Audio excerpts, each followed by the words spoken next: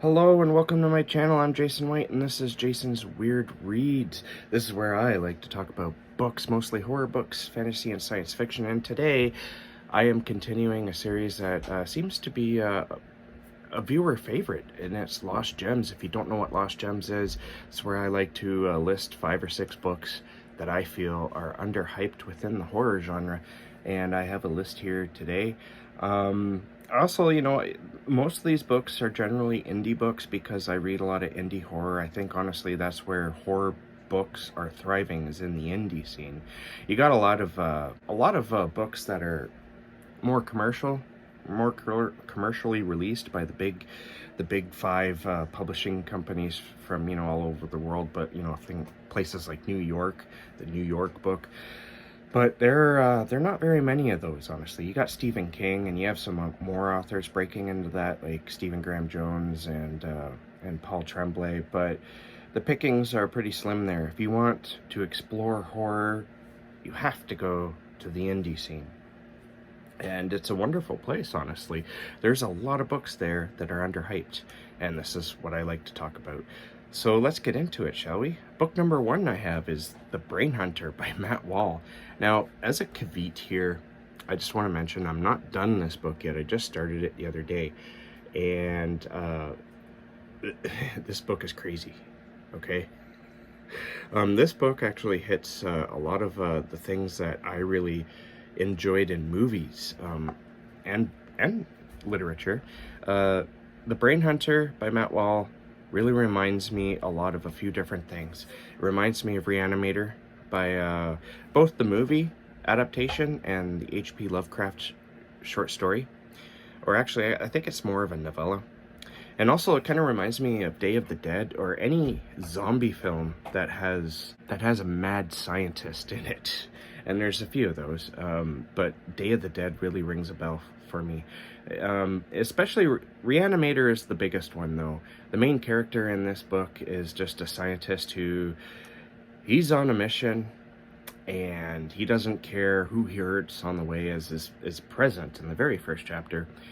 The very first chapter is very much an introduction of what you're going to get in this book. It's very extreme and gory, and it's got a bit of a side a dark comedy to it that really captures the Reanimator feel. This book isn't Reanimator in any way, shape, or form, but it certainly captures that spirit, that crazy mad scientist spirit, and I can't recommend it anymore. Book number 2 I want to recommend is Armageddon House by Michael Griffin. I read this last year when it was released. Actually, the publisher, Undertow Publications, they sent me a copy on behalf of Michael Griffin, and I gobbled this up as quickly as I could, and I absolutely loved it. It became my favorite book of 2020, and it beat out Stephen Graham Jones' The Only Good Indians. And I was surprised that when I was curating that list, I was surprised, like, wow, I really enjoyed this book. This is a piece of weird fiction, and I honestly, I recommend anything that Undertow Publications do, because they always put out very beautiful looking books. The covers are always exquisite. They do a lot of like special editions that are even more beautiful, and the content within the books are always, if you like weird fiction, or at least horror that's going to challenge you, check out Undertow Publications. But Armageddon House, I talked about it a lot last year, so maybe I'll try to tone it down a little bit for this video. But this book it's crazy. It's a sort of institutional story where you join 4 people who are in some sort of underground, it's like a testing facility, a scientific, it almost has like a scientific feel to it, where they don't know why they're there. They don't have any memories of how they got there, or why they're there, or even who they are. And the more they learn, the more weird and kind of confusing it gets. And if you know me at all, that's a good thing. The story has an ambiguous ending, but it works for me. I absolutely loved it, and I can't recommend this book enough. Definitely check out Armageddon House by Michael Griffin. Next, Gathered Dust and Others by W.H. Pugmire. This is definitely, again, within the weird fiction realm, and honestly, this book, I'm going to warn you right now, is an acquired taste. It's very complex. It's definitely, there's like no plots within these short stories. It's a collection of short stories, and it's mostly about incidents that happen, and strange and weird, and really quite beautifully written. I really enjoyed these short stories, and I keep meaning to read more by W.H. Pugmire. Rest in peace. But other things just keep getting in the way. But I have a whole bunch of his other books I plan on getting to very shortly.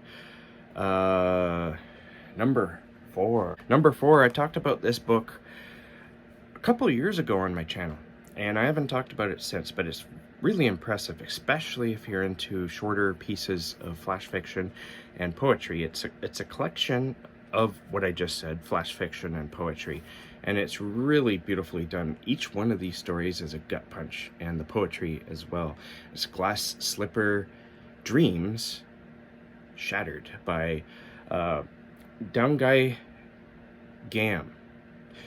She's a pretty big and fairly popular individual within the horror scene, and there's a good reason why. She's almost like a bright light. If you follow her on Facebook at all, she's sort of like a bright light, I think, in the horror scene, because there's a lot of people there who kind of make being a horror writer, at least a person who wants to follow other horror writers, a little difficult with their negativity.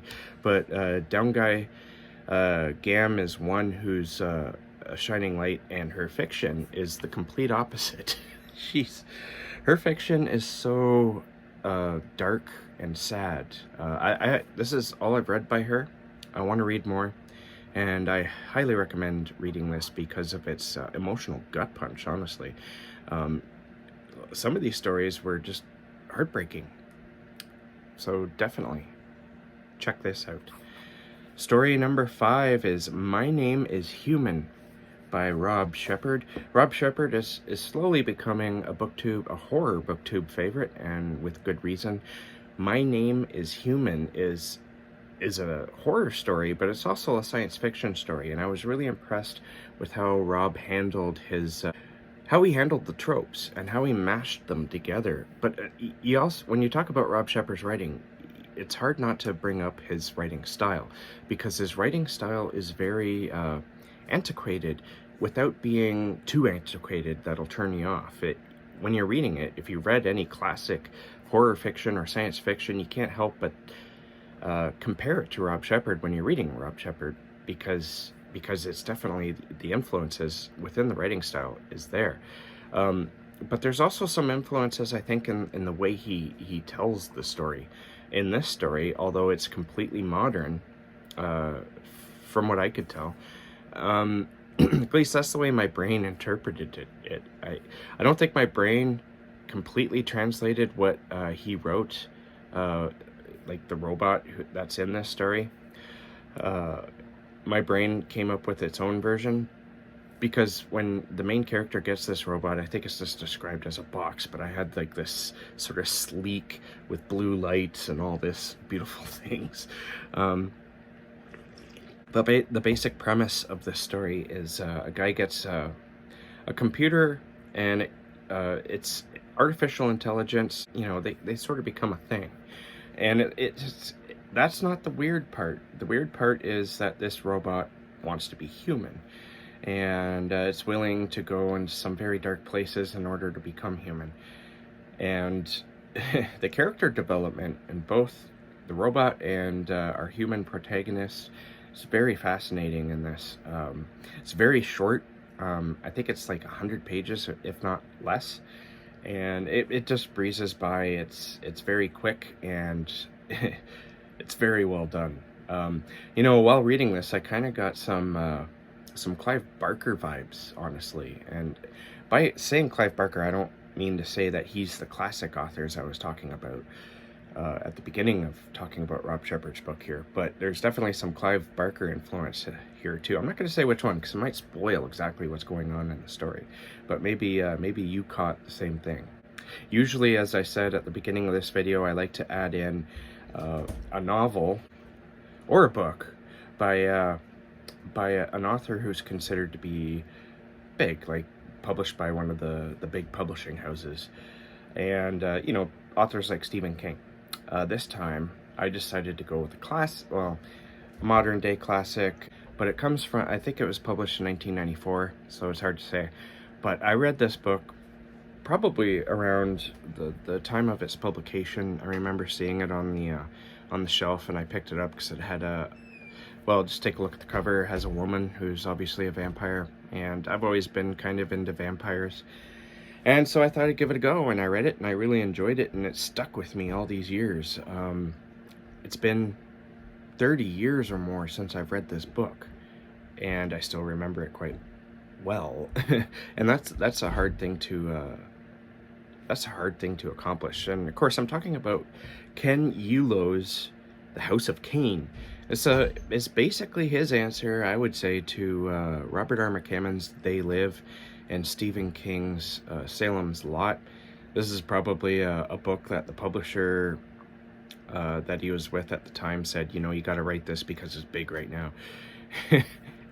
Or maybe he took it upon himself, but whatever the case, he wrote a pretty cool, if you like that style of vampire where a vampire kind of moves into town and slowly starts destroying the town with his vampirism, because he's turning everyone into vampires, then this is definitely going to be your bag. I found it was a lot of fun. I don't think it's a fan favorite within that sort of genre, but it blew me away as a kid. I want to reread it just to see if it still sticks. All right, so that is my Lost Gems number 5. Coming up, Alex from the Bookish Report suggested that I